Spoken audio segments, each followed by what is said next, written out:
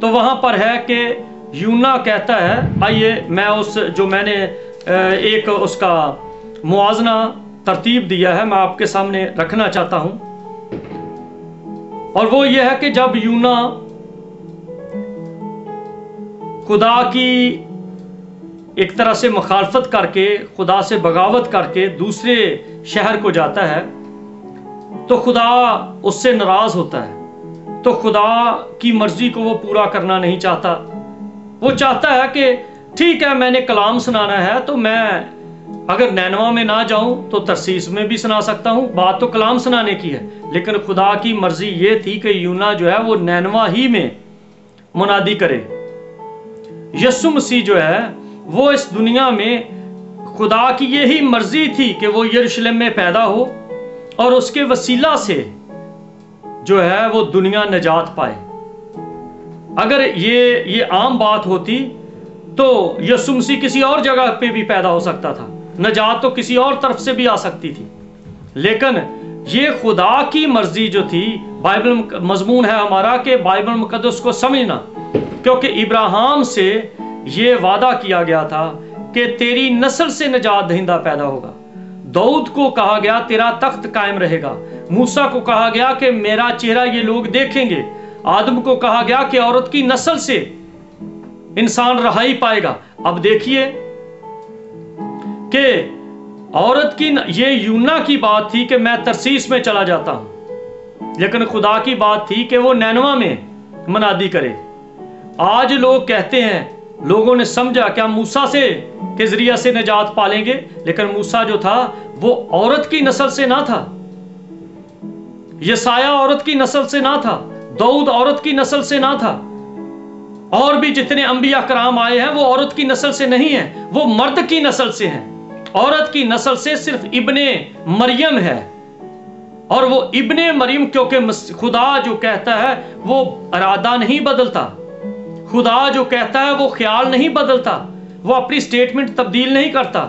जो कुछ खुदा कहता है वही करता है। इसलिए यूना की जिंदगी का तरीका और मसीह की कुर्बानी का सेम है। अगर आप एक तरफ बाइबल रख लें, अगर बाइबल को जानते हैं, यूना की हर बात आप जानते जाएंगे। अब मैं इसको सामने रखता हूं कि मसीह का यरूशलेम में पैदा होना, इब्राहिम का वादा पूरा होना, खुदा का वो वादा जो औरत की नस्ल से वो पूरा होना, फिर यरूशलेम में ही मूरिया पहाड़ पर मुल्क केनान में बकरे की छतरे की कुर्बानी मकूफ हुई,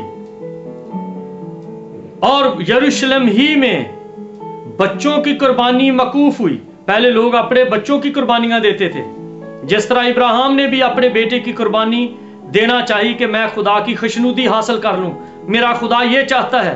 पर यहोवा कदूस ने इस बात के बारे में इब्राहिम को कहा कि इब्राहिम, मैं तेरे बेटे की सलामती चाहता हूं। वो बलीम है, वो बाल है, वो शैतान है जो बच्चों की कुर्बानी मांगता है, जो बच्चों को आग में चलाया जाता है। आज भी देखो जो अपने बच्चों की कुर्बानियां देते हैं और अभी तक वो बच्चों की कुर्बानी देकर खुशनुदी लेना चाहते हैं, खुदा की मर्जी नहीं है। खुदा ने इब्राहिम को कहा कि तू अपने बच्चे की कुर्बानी ना दे, तू ये इस बर्रे की कुर्बानी दे। तो जो आज लोग बर्रे की कुर्बानी छोड़कर अपनी कुर्बानी देते हैं, अपने बच्चों को आग में देते हैं, अपने बच्चों को गोली के सामने रखते हैं ताकि खुदा खुश होगा, नहीं, ये खुदा की मर्जी नहीं है। यूना की तरह उनकी अपनी मर्जी हो सकती है, लेकिन खुदा की मर्जी नहीं। फिर उसी मुल्क कनान में बेटे की कुर्बानी को अलग करके एक बर्रा दे दिया गया, और फिर बर्रे की कुर्बानी को भी मकूफ कर दिया गया। कहा गया अब जो दिल की कुर्बानी है, दिल मुझे दो, क्योंकि जो तुम्हारे दिल की मंशा है वो तुम्हारी नहीं चलेगी, मेरी मर्जी चलेगी। क्योंकि दिल की जो बात है, इंसान की अपनी मंशा जो है, ये खुदा के खिलाफ है।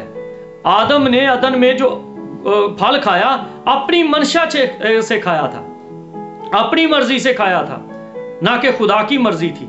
आज भी जो बच्चों की कुर्बानियां देते हैं, जो बर्रों की कुर्बानियां देते हैं, जो कुछ और चीज की कुर्बानी देते हैं, ये खुदा की मर्जी नहीं है। खुदा ये चाहता है अपने दिल की कुर्बानी दो, और दिल की कुर्बानी के लिए वो ये है कि अपने आप को पेश करना। क्या खुदा मैं अपने आप को तेरे हाथ में देता हूं। देखिए जरा, यूना जो था वो खुदा की मर्जी के खिलाफ चला और मसीह ने खुदा की मर्जी को पूरा किया। इक्वेलिटी है, ये बराबरी है। खुदा ने समुद्र में तूफान बर्पा किया कि यूना को इस बात के लिए तैयार किया जाए कि खुदा की मर्जी को माने, और उधर यहूदी जो है, यहूदियों के दरमियान एक बड़ा समुंदर मौजज़न हो गया कि हजारों की तादाद में लोग यीशु मसीह के पीछे आ गए कि उसकी पैरवी करें। उधर है कि समुंदर जो है ये उसकी मुखालफत में आ गया यूना की, और इधर है कि पूरी कौम मसीह की फेवर में आ गई।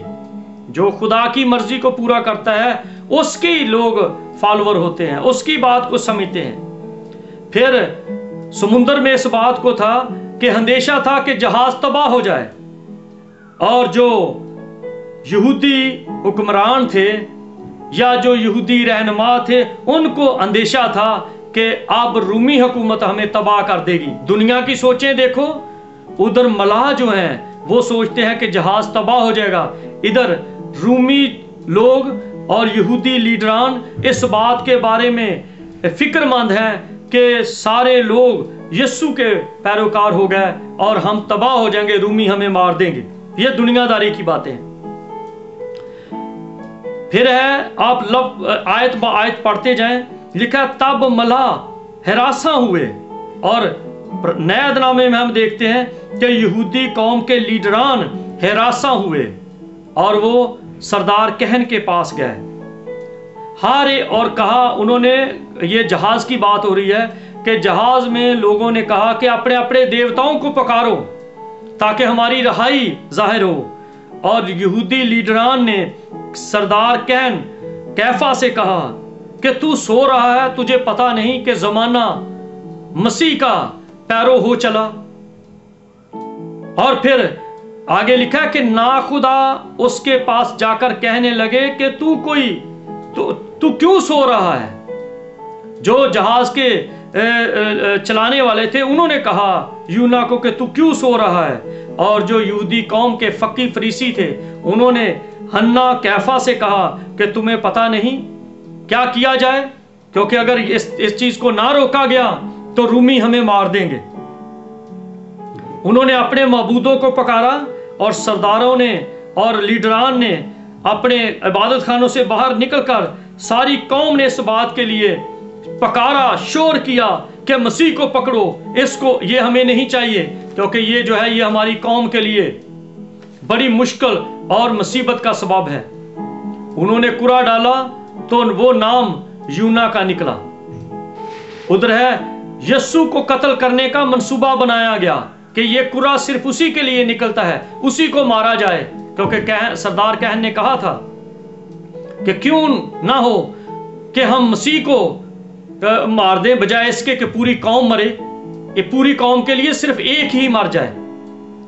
फिर है, वो खौफजदा होकर कहने लगे कि हम क्या करें, और यहूदी लीडरान मसीह पर हाथ डालने से डरते थे कि किस तरह से हम मसीह पर हाथ डालें। उधर जहाज में जो लोग बैठे थे वो डरते थे कि हम यूना को किस तरह से मारें, क्योंकि इसका खून हमारे ऊपर आएगा। उधर यहूदी लीडरान इस बात से डरते हैं कि हम मसीह को किस तरह पकड़ें। उन्होंने यूना से पूछा कि तू बता हम तेरे साथ क्या करें, और वो दूसरी तरफ पिलातुस ने मसीह को कहा कि तू बता मैं तेरे साथ क्या करूं, क्योंकि मेरे पास इख्तियार है कि तुझे छोड़ा जाए। दूसरी तरफ देखते हैं, यूना ने कहा कि मुझे समुद्र में फेंक दो। तो मसीह खुदावंद ने कहा कि जब इब्ने आदम ऊंचे पर चढ़ाया जाएगा तो सबको अपनी तरफ खींच लेगा। यूना ने कहा अगर मुझे समुद्र में फेंक दोगे तो जहाज साकन हो जाएगा, आराम हो जाएगा, तलातम खत्म हो जाएगा। मसीह ने कहा कि जब इब्ने आदम ऊंचे पर चढ़ाया जाएगा, सबको अपनी तरफ खींच लेगा। मलाहों ने कोशिश की कि यूना को बचाया जाए। पिलातूस ने कोशिश की और उसकी बीवी ने कोशिश की कि यीशु को बचाया जाए। समुंदर और ज्यादा मौजज़न हो गया और उधर देखते हैं कि यहूदी लोग और ज्यादा शोर करने लगे कि नहीं, यीशु को सलीब दो, यीशु को सलीब दो। मलाहों ने खुदा से डर कर मिन्नत की कि हम इसके खून में, इसके नाहक खून में अपने हाथ नहीं डालना चाहते, इसका खून हमारी गर्दनों पे ना आए। जबकि यहूदियों ने कहा कि मसीह का खून हमारे ऊपर, हमारी गर्दनों पर आए। और पिलातूस ने कहा कि मैं अपने हाथ धोता हूं क्योंकि ये एक बेगुनाह शख्स है। यूना को समुद्र में फेंक दिया गया और मसीह को पिलातूस ने कहा कि सलीब दो। समुद्र का तलातम मकूफ हुआ और यहूदी लोग खामोश हो गए जब मसीह सलीब पर चढ़ गया। तब लोग खुदावंद से डरे। जब यूना को समुद्र में फेंक दिया गया तो लोग खुदावंद से डरे कि ये कैसा शख्स था। और जब यीशु को सलीब पर चढ़ा दिया गया तो फकी, फरीसी और रूमी सब के सब जान गए कि ये शख्स खास था।